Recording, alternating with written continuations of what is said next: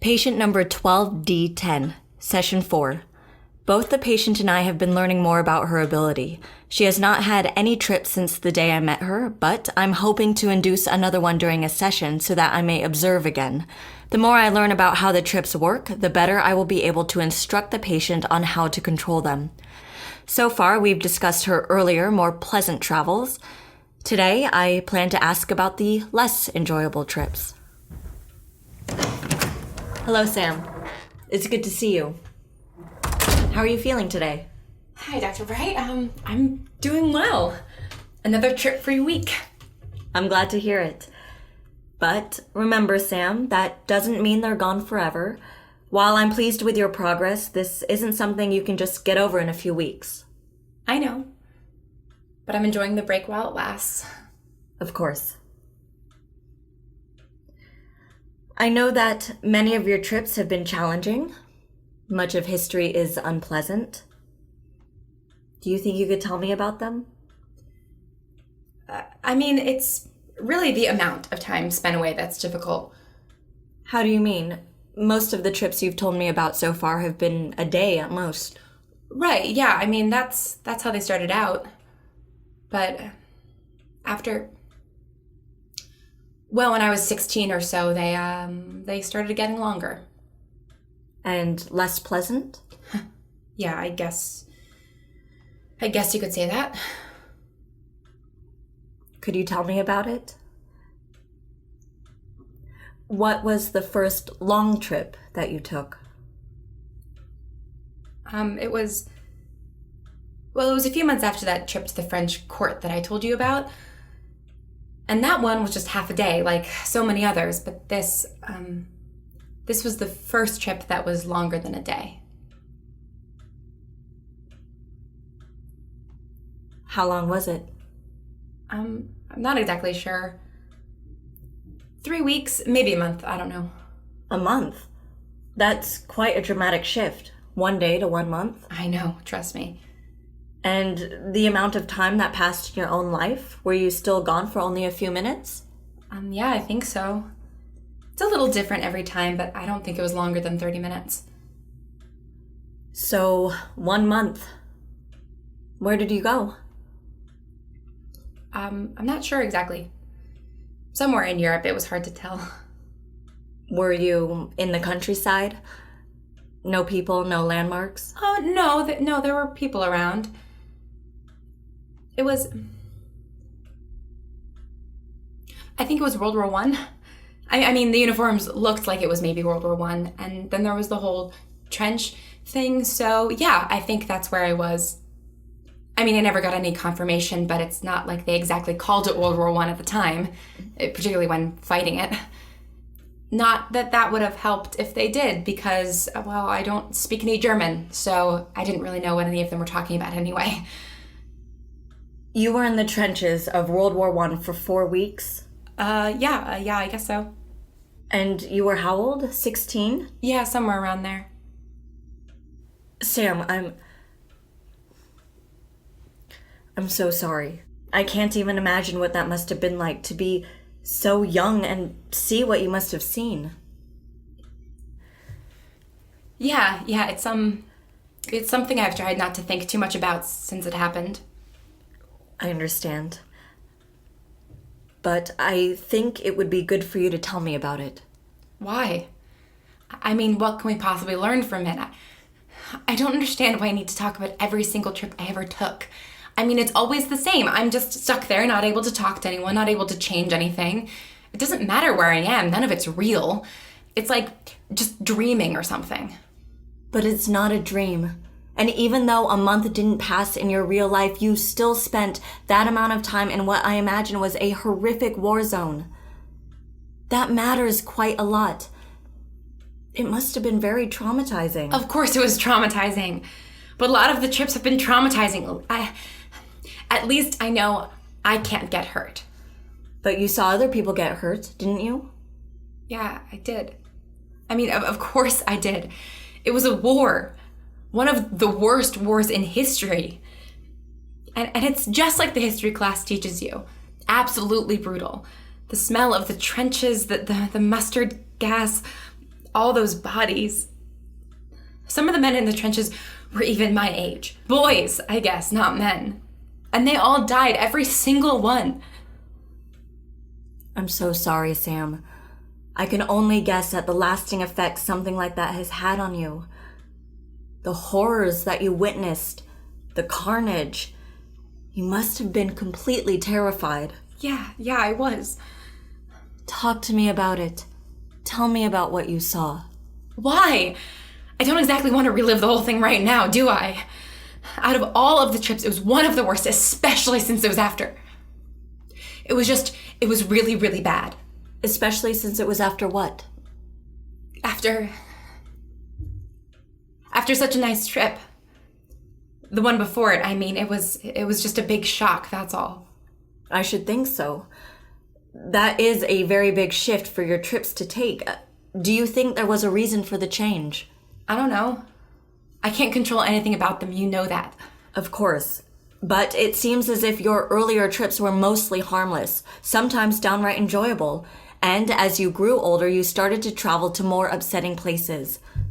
Is that an accurate summation? I guess so. So what caused it? I don't think it was simply puberty and hormones that did it. Why not? Growing up is a part of human life in the same way that your ability is a part of you. They should have worked in harmony. It seems more likely to me that the shift would have been caused by a shock to your system. Was there anything out of the ordinary that happened in that time? A big injury? A major life change? I don't know. I mean, when you're 16, everything seems pretty major, right? Sam, you know the difference. Did anything traumatic happen to you during that time? First broken heart, perhaps? If only. Sam, it's all right. You can tell me. But I've never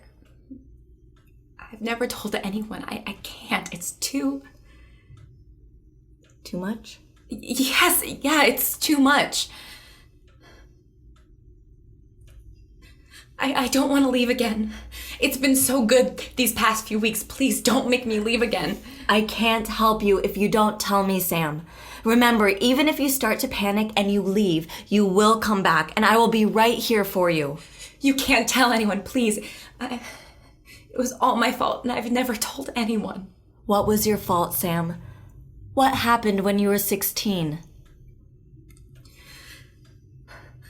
I was in the car with my parents. They were teaching me how to drive. I'd been so reluctant to drive the car anywhere but the parking lot where my dad had been teaching me. The road made me so nervous. Driving is so dangerous. And they thought if they both came along, I'd be calmer about it. But I wasn't. I was driving along the main road, my dad in the back and my mom in the passenger seat. And there was so many cars around, and we were approaching a big intersection, and I started to panic, and I think I was yelling to my parents to stop the car because I couldn't. I didn't know what to do, and they were trying to calm me down because they didn't understand. They didn't understand I couldn't calm down, that I couldn't control what was about to happen, and then I went away. I don't even remember where I went or how long I was gone. But when I came back, I was in the middle of the road, and in front of me was a huge truck, and it had slammed into the car, and my parents, they were dead. My mom, she had climbed into the driver's seat to try and drive, and if she hadn't, they were both dead. I killed them. Sam, what happened was an accident. A horrible accident, but an accident nonetheless. You didn't kill your parents. Of course I did. I knew what might happen to me. I knew that driving made me nervous, and I got into the car anyway. I was driving the car with my parents in it, knowing that I might disappear at any moment. I did that. I killed them. I yelled at them, and then I went away, and when I came back, they were dead. Sam, breathe. And everyone was saying to me how terrible it was, how tragic. But how lucky that I was thrown from the car, that I lived. How it's what my parents would have wanted for me to live. Everyone comforting me, pitying me, crying for me, and they didn't know. They didn't know that it was my fault, that my parents would still be alive if I wasn't who I was, if they just had a daughter who was normal. Patient has disappeared in the same manner as our first session. She grew pale and shaky, though this time she seemed oblivious to the symptoms, which is very atypical for her as I understand it. And then her body flickered for a moment before she disappeared completely. I must admit, as much as I wanted to observe one of her trips, I wasn't quite expecting all this. I'm surprised that talking about her visit to the trenches didn't induce panic, possibly a positive sign about her progress. But this trauma with her parents will continue to hold her back if we don't. This is interesting. The air around where Sam was sitting is beginning to shimmer. I don't think I noticed that last. Sam? Sam, are you all right? Where did you go this time? It doesn't matter. Why did you have to ask me about that? I was doing well. You were helping me. Why did you make me tell you that? I don't want to do this anymore. I don't want to keep going away. I don't want to hurt anyone. I was feeling good today and you made me disappear. Why would you do that? Aren't you supposed to make me feel better? In order to get better, sometimes we need to feel worse first. Bullshit. You wanted me to go on one of my trips. What makes you say that? I don't know how much time just passed for you, but I was in the other place for a while. Just thinking about our conversation. You asking me about the bad stuff, the trenches, my teenage trauma. I get it. I do. You've seen a lot of strange things in your day, you've said, but never someone like me. Why not watch the freak do what she does best, right? Sam, it's important for me to observe your condition in order to understand it better. You can't hide from it forever. Right, of course, because then I won't be able to control it. But why would I want to control it? I want it to go away. I don't care about traveling through time. I have done enough of that for 100 lifetimes. I just want to have a normal life. Why won't you help me with that? Why do you insist that I learn to control it? Because I think it's important, Sam. This isn't like you to be angry. You've just come back from a trip. You're not in the proper mindset right now. My mindset is fine. There was no one around where I went, just me and time to think. And if you won't help me get rid of this, if you'll just make me relive all of the worst things that have ever happened to me, then I don't want to do this anymore. Sam, wait. Don't leave. You still have half your session left. No, I've had enough for today. Fine, but I expect to see you back here next week. We can talk about this more then. I don't want you to give up just yet. You were making such good progress. Just please don't tell anyone about my parents. I know technically it's a crime and you have to report those, but please. Don't worry, Sam. All your secrets are safe with me. I want to believe you, but I think I better just go. Sam, wait. End of session 4.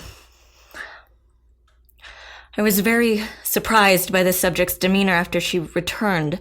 She was angry and confused, but also more confident than I've ever seen her before. It seems like some of her trust in me was shaken, but I don't think it was broken beyond repair. I just need to take things slower with her. If I rush her, I may lose her, and that is not an option at this point. She's too important.